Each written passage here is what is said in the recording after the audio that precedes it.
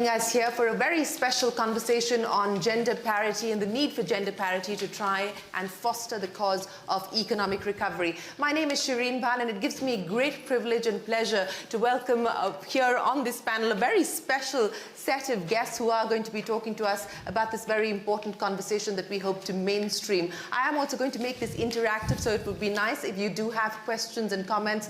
I will get to you towards the end of our panel discussion, and we will engage with all of you as participants as well. So without further ado, ladies and gentlemen, let me introduce you to our panelists here today. Let me start from my left. Minister of Finance, Budget and National Planning at Nigeria, Zainab Ahmed, thank you very much for joining us. Smriti Irani, the Minister of Women and Child Development representing India. Ms. Irani, thank you very much for joining us. Ilan Goldfajn, the President, Inter-American Development Bank in Washington, D.C., the lone man on the panel. Thank you very much for joining us here as well. And Gabriela Bucher, the Executive Director at Oxfam International, Kenya. Thank you very much, Gabriela, for joining us. I also want to make a note of the fact that CNBC TV 18, of course, we are India's leading news brand. We have started a campaign called the Future Female Forward Initiative. It is a women's collective. We launched this in November, and we hope to mainstream this conversation, not just in India, but take it global, and that is why we're here having this conversation. Now, I want to understand from you specifically, when we talk about social protection, when we talk about fiscal choices and fiscal space, and it is getting constrained, as Gabriela pointed out, the debt burden increasing at this point in time. We're in an era of higher interest rates and high inflation as well. How do you, as a leader, as a policy maker, make those choices? What are those choices going to be as you move forward?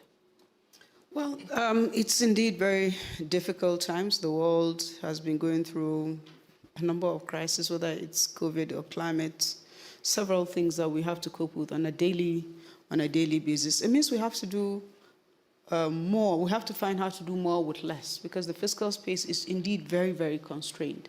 A lot of our resources is going towards debt service. So for every naira we spend, we try to see how do we get the most benefit from it. And that's one of the reasons why we had to take the decision to say, how does it affect women? Because not only because they're half of the population, but because they are further behind than the rest of the population, and also because they tend to, when you give a woman small business money, they tend to manage it better, and therefore more results, more outcomes. And we need to do this on a consistent basis, and we need to do this according to a plan. So we did a medium-term national development plan that across all of the sectors in the plan, we had the gender lens.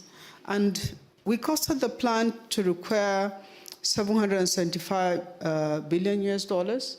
15% of that plan is contribution is from the government.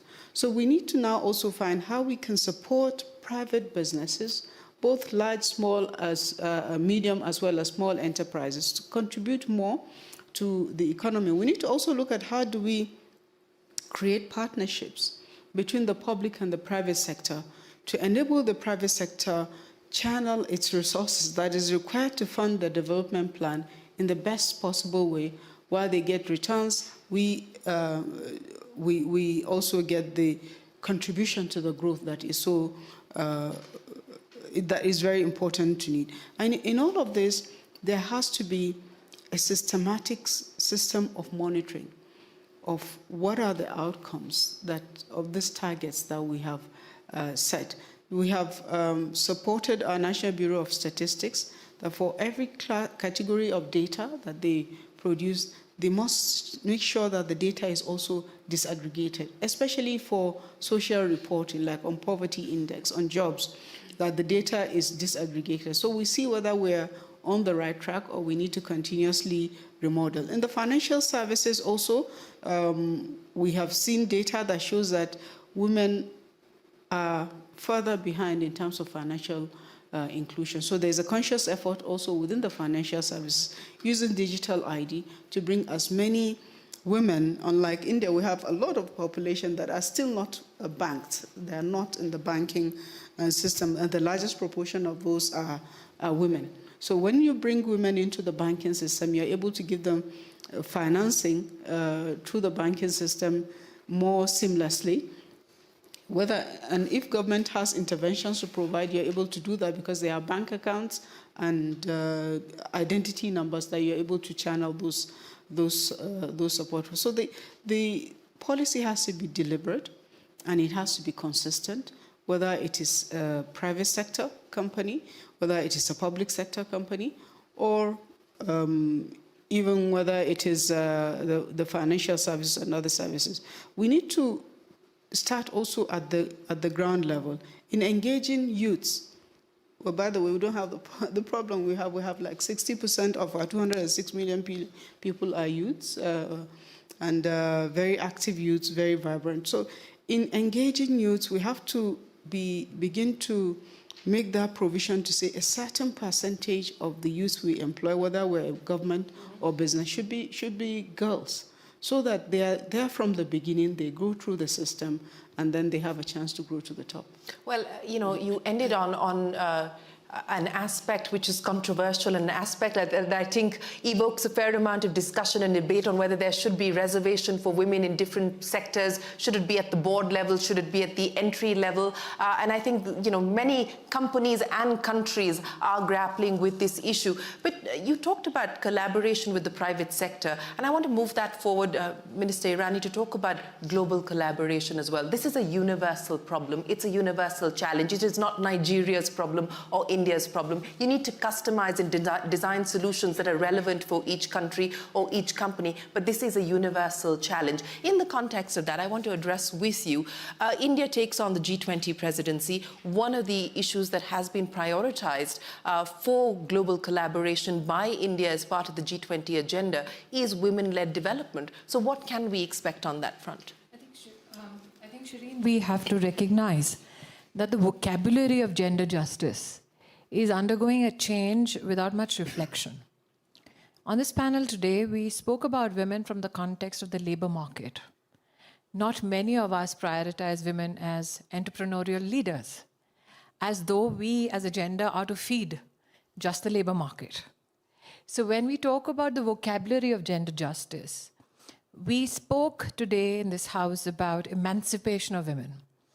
And I'm very proud that the Prime Minister changed that narrative, and we saw a tectonic shift where we now say women-led development, which means that for any nation to prosper, women have to be the helm of economic affairs. We have a female finance minister. That being said, I want to just elaborate on one or two challenges. We need to recognize that we will not have a one-size-fits-all solution. We have differentiated national potentials. We have differentiated national responsibilities and national challenges. Now, people say that technology is a great leveler and enabler for all genders. But what is the language of technology today available for women? I will not speak from any other experience but the Indian experience. We are looking at an age of automation. The language of automation is English. India has 16,000 dialects, 125 languages which are constitutionally recognized. If you want to empower the agency of women technologically, do we have that technology in my native languages? That is one issue that needs to be addressed. It is not only a solution that we are seeking for gender justice, I think it has great financial potential for companies. The second issue is that when you talk about the presidency and India at the helm of that affair, we also look at the digital transformation. Gabriela spoke about the red flagging of health spend. Now let's take another Indian example, which is the Ayushman Bharat program, which is the world's most, I think, elaborate, ambitious health program.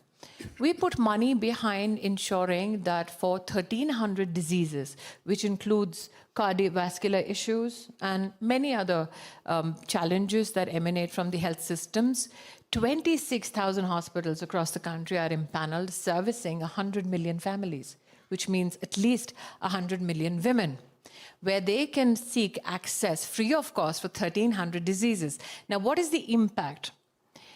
Societally and culturally, it was presumed that issues like breast cancer and cervical cancer are not largely spoken of, given the cultural context of closed societies. That is the presumption one had. Now, if you look at just one component of the success of the Ayushman Bharat program, the health program, we have in the past 2 years seen 130 million Indian women get themselves scanned for cervical cancer and breast cancer and receive treatment if they deemed it medically fit, free of cost. Governance and democracy has delivered on the health aspect, at least in India. So what is the agency that we bring to the G20 presidency? That when you talk about digital transformation, it need not be limited again to fiscal engagements, to building of corporations, to building of enterprise. It can have a cumulative effect across various segments. Academics. We had a stagnant education policy for 3 decades. We brought about a new education policy. Did we do it only in the halls of power in New Delhi? No, we did not. The Prime Minister ensured that we have over 260,000 village education councils. All the councils were called upon. Universities and college systems and parent-teacher associations across all districts of India were asked, what is the kind of academic support you seek for your children? The Parents' Alliance, the Alliance of Young Students were all called upon.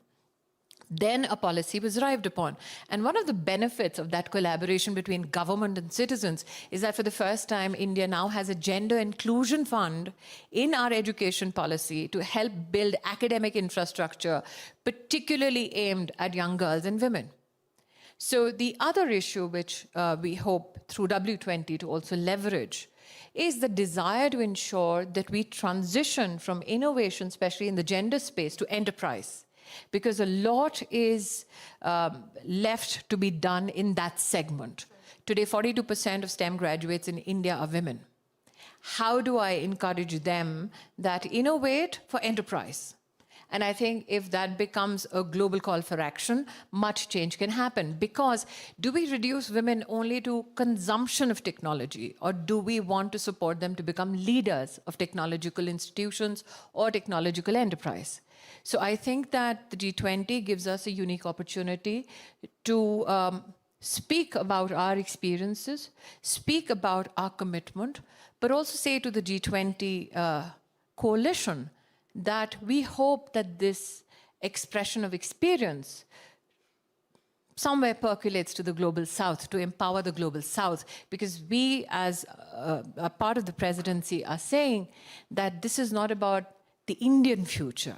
This is about global future and gender justice for all women across all geographies.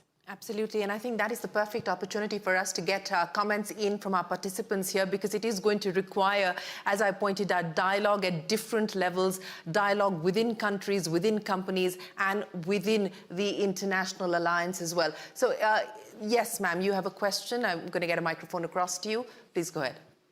So thanks again for this opportunity. I'm Luana Genot from Brazil. I work with inclusion in the labor market. I'll be brief.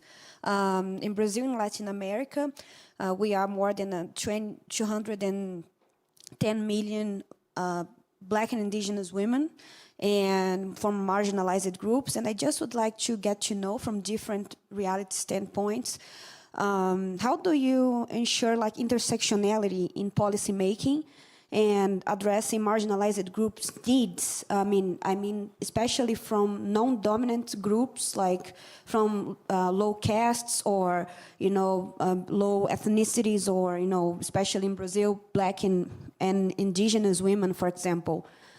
It can be obviously from disaggregated data standpoint, but also from a tech standpoint. But I just would like to know, how do you do affirmative actions in different realities? Thank you. Would you like to take that? Thank you, and a very good question, and something that I was beyond the intersectionality that you're talking about in terms of different ethnic backgrounds. We also need to speak about different gender identities, queer, non-binary, all the different identities that people have. We've been speaking very much in a binary way, and that's part of our challenge going forward. Is great, as you say, and it's something for us to work on together on how policies can really address the intersecting identities. And we know already we're starting from 178 countries that have laws that restrict full participation of women, let alone all these different gender identities that need to be central. So policies that are centered on what the different groups would require specifically. So it will be depending on context, and difficult to say a global response, but to say that it should be central to any policy work. Thank you. My name is Paula Escobar. I'm a Chilean journalist. And I wanted to ask you about quotas. Because in Chile, we had a very interesting debate about gender parity regarding the new constitutional process. So it was accepted to have gender parity in the organ that's going to write the new constitution. The first project was rejected, but now we are going to a new one. And gender parity is one of the few things that is going to be, again, part of the project. So it's going to be written 50% women, 50% men. But that is about political participation. Now the government wants to pass a law on 40% quota in corporations. So there's debate, you know, business people, they don't like to have this kind of affirmative action by law. So there's debate about that. So I wanted to know, what do you think about quotas, specifically in corporations? Thank you. Mr. Goldfajn, would you like to take that? And as I said, this is a controversial issue, and I think every country is grappling with it. In India, we now have made it mandatory for women to have representation on boards, but there is a larger debate on how much and what more needs to happen, if at all, you go down the reservation road or the affirmative action road. Your thoughts? Well, there are different, I would say, political realities, and I think each country has an heterogeneous way of dealing with it.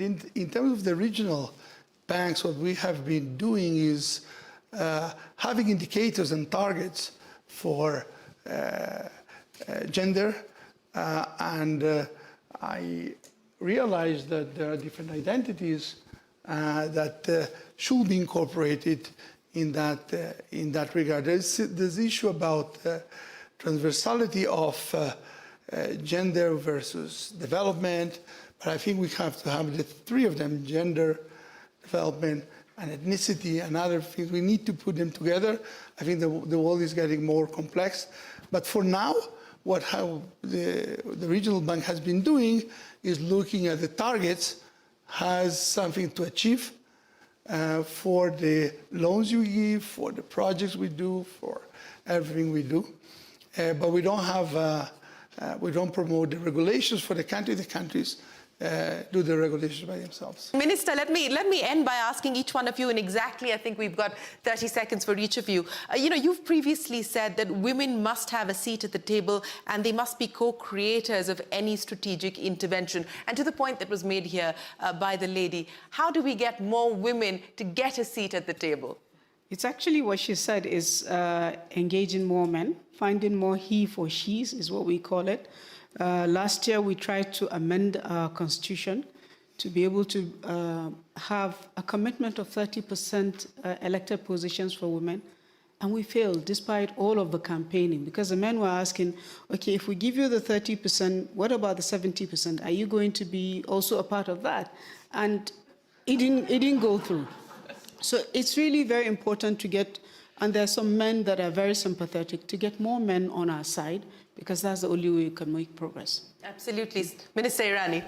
Well, I think that I can very happily today elaborate on how, if men are at the helm of this partnership, things change. Nobody expected Prime Minister Modi to speak about building of toilets. He did, and he got it done. He's the first Prime Minister, irrespective of his gender, let me say this, who gave India its first menstrual hygiene administrative protocol. He is the first Prime Minister in India who passed in both houses of parliament medical termination of pregnancy at 24 weeks for women without a whimper or a noise from any other man in Indian politics.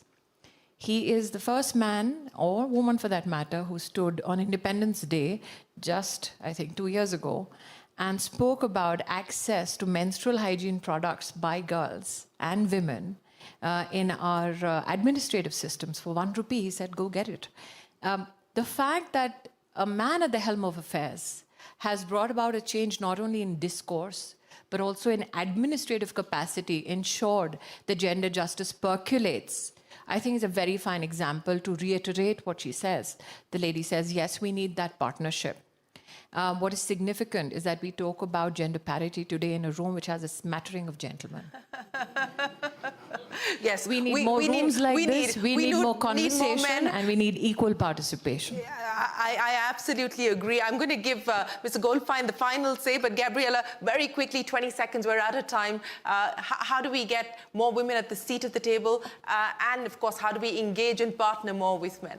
So I think we need to go back to the subject matter of the panel, so economic recovery, and I think it is about, we're saying it's a holistic rethinking, and we're not wanting to recover to where we were before. We want to really transform a system where we're all at the table, in meaning that we are valuing all our identities and understanding that together we make societies that thrive, but both because it's a right, but also because it makes economic sense. And the care economy being at the center, and I'm happy that the WEF is creating a council for the care economy, and we are participating on it, and it's working across sectors that we transform. Mr. Goldfajn, the final 10 seconds to you. I just want to say that we are already engaging with positive masculinity here with me. Well, we have an example of that right here on the panel. Ministers, Gabriela and Mr. Goldfajn, thank you so much for joining us here.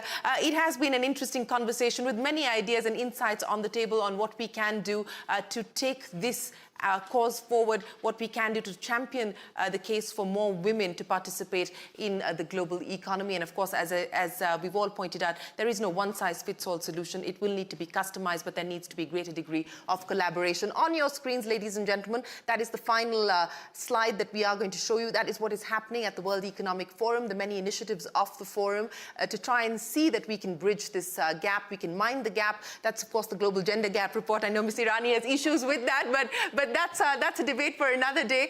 We've got the Gender Parity Accelerators and the Global Parity Alliance. So, you know, the QR codes are there. If you want to find out more about any of these initiatives, go ahead and do so. Do send us your feedback and your comments, your suggestions. We would love to hear from you. Once again, many, many thanks to my panel and many thanks to the participants. You've been a wonderful audience. Thank you very much for joining us here this morning.